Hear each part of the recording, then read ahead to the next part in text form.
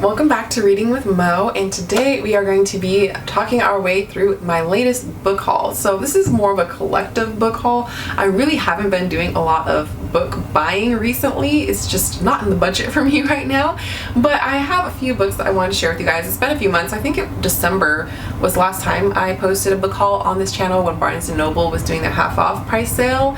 Most of these books are books that were sent to me for review or in exchange for talking about them on my Instagram, posting about them on my Instagram. And the other ones I purchased from a used bookstore that is in my neighborhood called Beers Books. So we're going to go ahead and get into it. There's not a lot of books here, but I've been waiting months, so I had enough accumulated to be able to share with you guys or make it justify making a whole book haul video. So we'll just go ahead and start at the top. We'll go ahead and start at the top of the stack, and we'll start with the books that were sent to me. So I just received, this is my most recent book acquirement, and that is the final book in the trilogy by Jane Allen. It's called Black Girls Must Have It All. This is a contemporary novel. It was just released, I think, it was just released in April, I want to say. But we were following our same main character, Tabitha Walker, in all three of the books. She's kind of going through this midlife crisis in the first book, and she's in this relationship she's not too secure in, but she's having to try and get her life together because her time is running out to have kids, or it's very limited. So yes, this is the final book in the trilogy. I'm not giving my thoughts on it because I will do that in my wrap-up video, or by the time this is up, actually my thoughts will have been out on this in my April wrap-up.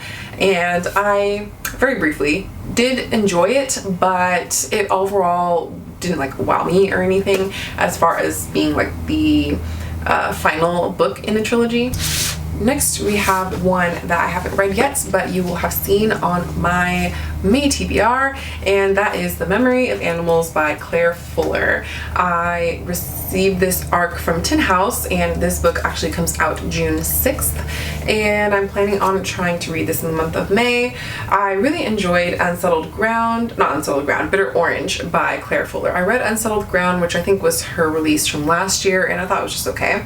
But this one will be third time's a charm. See which way I'm leaning with this author, but I do really enjoy her writing, even though I didn't really enjoy the story in Unsettled Ground that much. This book takes place during a pandemic, and we're following the world as it scrambles to escape the mysterious disease causing sensory damage, nerve loss, and in most cases, death. We're following Neffy, who is a disgraced and desperately indebted 27-year-old marine biologist who registers for an experimental vaccine trial in London, perhaps humanity's last hope for a cure. This sounds very interesting, so high priority, this one. And then the next one you will have also seen in my May TBR if you watched that video, and that is Black Art by Zaria Ware, The Audacious Legacy of Black Artists and Models in Western Art. So this book was sent to me by HarperCollins publishers, specifically their Harper Design imprint. I love this book. It's so beautiful. It doesn't seem like it's going to really take too long to get through. This is described as a crash course in more than 1,000 years of Black Western art history with more than 160 images throughout the book. So I'll show you a little bit of what the inside looks like. So there are a lot of pictures in the book. There are some text as well. The pictures on this are so beautiful. Oh man, I cannot wait to get to this. Come on. I think after I read this book, it's really going to inspire me to want to start painting and drawing and just getting back into creating art again, which is something that I have been missing in my life lately. So hopefully this will be the exact thing I need to really motivate me to get back into my more creative side. Then the next few books, these 4 books here, were sent to me from Booksparks, which is a kind of book promotion company, and in exchange for posting about these on my Instagram, I was able to get physical copies of these pretty recent releases. So I've read one of them so far, which was Wade in the Water by Yanni Nkrumah. This book I read I think only a month or two ago by now, and this was a debut. In this book we were following one summer in the life of our main character Ella, who is 11 years old, and she's Black and lives in Leroy. She is dealing with this mysterious white researcher who arrives into their racially divided Mississippi town.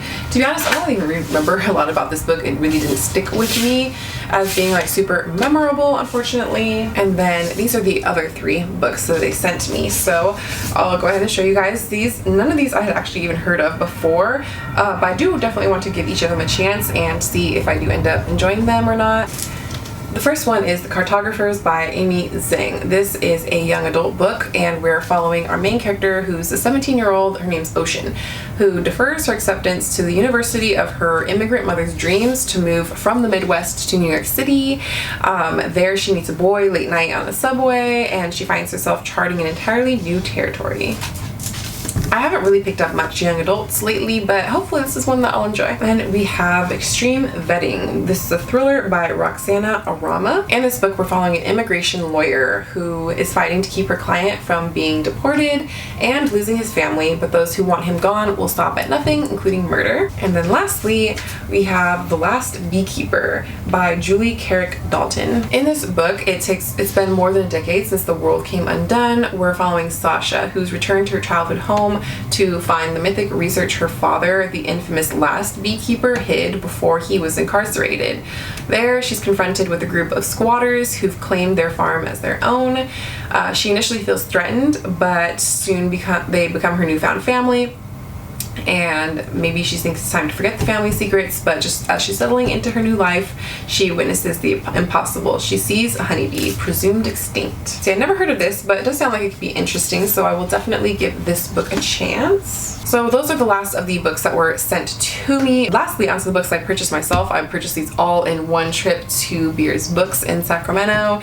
If you're around the area, definitely check them out. I know they're actually relocating right now, so you can't really check them out, but I will definitely be going there once they have their new location set up. So I have 5 books that I purchased last time I went there.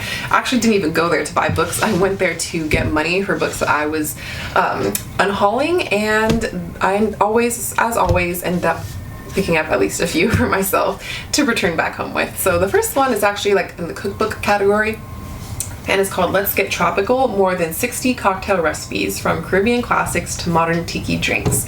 I really love fun cocktail books, and this one really stood out to me. I love like any like tropical drinks, stuff like that, so this book was definitely right up my alley. There's a ton of pictures, illustrations are super cute throughout the book, and they give you lots of recipes. I haven't tried anything from this yet, but I definitely would like to make some drinks in here soon. That book will definitely be going in my kitchen with my cookbooks and cocktail recipe books. And then the other 4 books are all kind of related. They all are McSweeney's journals. So if you aren't familiar with McSweeney's, it's a literary journal. I believe they publish it quarterly. You can correct me if I'm wrong. I don't feel like looking it up right now. I have a couple of their books on my shelves. I think like maybe 2 of them, and I always see them there at Beers Books. So I decided to pick up a couple while I was there. They had actually more than this, but I limited myself to actually only picking up these 4. I picked up the 4 that I felt like were the most interesting looking, and that I felt like I would at least attempt to get to in a decent amount of time. Well, firstly, we have issue number 44, and what's really cool is like every single one of their journals have different book designs to them, and inside there are different writings, collected writings from different authors, most of whom I've never heard of, so it's a really cool way to experience other people's writings. I feel like if you're into short story collections or essay collections, anything like short form writing, if this is something that you would definitely enjoy. I don't have a subscription to McSweeney's. I kind of just like pick them up used when I can find them because the price is better anyway.